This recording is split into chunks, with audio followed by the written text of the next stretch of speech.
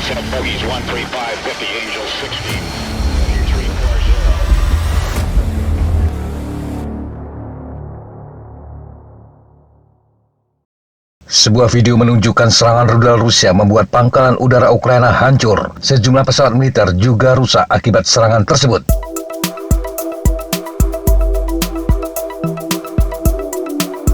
Menurut laporan, pangkalan militer yang menjadi rumah bagi banyak jet tempur tersebut secara efektif dihancurkan dalam satu putaran serangan rudal. Sebuah pesawat tempur terlihat terlentang, kemungkinan terbalik oleh gelombang kejut yang disebabkan oleh ledakan.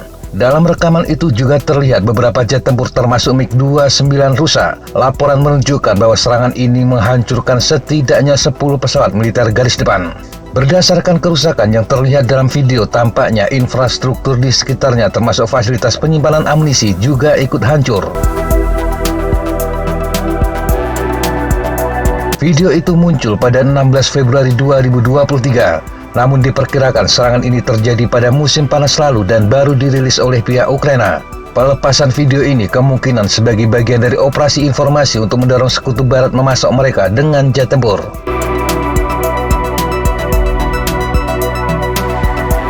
MiG-29 menjadi salah satu jet tempur andalan Ukraina yang digunakan untuk melakukan serangan darat. Seperti diketahui, jet tempur ini telah dilengkapi dengan rudal anti radiasi buatan Amerika. Rudal yang memiliki peran utama untuk menghancurkan sistem radar lawan. Serangan tersebut dipastikan berpengaruh besar pada kekuatan udara Ukraina yang sudah compang-camping. Polandia dan Slovakia dilaporkan akan mengirimkan MiG-29 ke Ukraina. Sementara dalam laporan terkini menyebutkan fase utama serangan Rusia telah terjadi di Luhansk, tetapi sejumlah pihak menyebut mereka kekurangan cadangan untuk meningkatkan skala atau intensitas serangan ini. Menurut kajian Institute for the Study of War, pasukan konvensional Rusia umumnya dikerahkan dan bertempur dalam formasi dan unit normal, bukan dalam kelompok batalion taktis atau struktur ad hoc lainnya. Tidak adanya beberapa unit tank penting menunjukkan militer Rusia terus berjuang untuk mengganti peralatan, terutama tank yang hilang selama operasi. Para ahli menambahkan bahwa pasukan Rusia hampir pasti masih memiliki beberapa unit mekanis yang telah dibentuk kembali sebagai cadangan. Tetapi komitmen cadangan terbatas ini ke garis depan Oblast Luhansk tidak mungkin secara dramatis mengubah arah serangan. Kementerian Pertahanan Rusia juga mengkonfirmasi bahwa Korps Angkatan Darat ke-1 Republik Rakyat Donetsk dan Korps Angkatan Darat ke-2 Republik Rakyat Luhansk adalah formasi resmi dari Angkatan Bersenjata Rusia.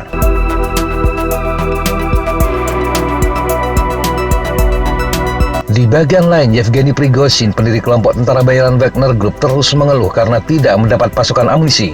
Dia menuduh pejabat yang tidak disebutkan namanya sengaja menolak mengirimkan amunisi untuk pasukannya. Ini sebagai bagian dari persaingan berkelanjutan antara dirinya dan sejumlah elit Rusia. Dalam pesan audio berdurasi 7 menit yang diterbitkan 20 Februari 2023, Prigozhin tampak marah dan emosional. Menurutnya, dia diminta untuk meminta maaf dan patuh jika ingin mengamankan amunisi bagi pasukannya. Kadang berbicara dengan suara tinggi dan kadang mengumpat, dia mengaku tidak dapat menyelesaikan masalah ini, terlepas dari semua koneksi dan kontak yang dia punya.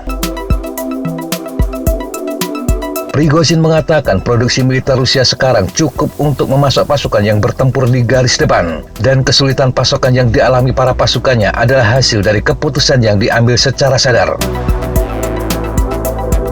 Secara terpisah, layanan pers Prigozhin dalam sebuah posting mengatakan grup Wagner juga kesulitan memasang iklan di televisi untuk merekrut sukarelawan. Gedung Putih pekan lalu mengatakan Wagner telah menderita lebih dari 30.000 korban sejak invasi Rusia ke Ukraina. Sekitar 9.000 dari mereka meninggal dalam pertempuran. 90% dari mereka yang terbunuh di Ukraina sejak Desember adalah narapidana. Tetapi Wagner mengaku telah menghentikan rekrutmen narapidana. Kabar santer menyebutkan penghentian ini karena larangan dari Kementerian Pertahanan Rusia.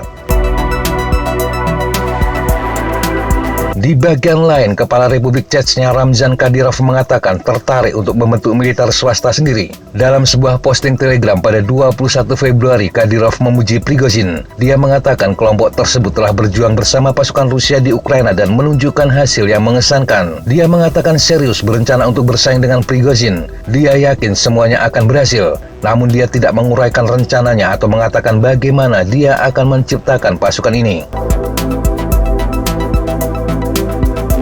Seperti diketahui, pasukan Chechnya telah bertempur bersama pasukan Rusia di Ukraina. Sebagian besar dari mereka beroperasi secara independen dari komando militer Rusia. Ini mirip dengan grup Wagner yang telah memainkan peran utama dalam perang yang telah berlangsung hampir 1 tahun tersebut.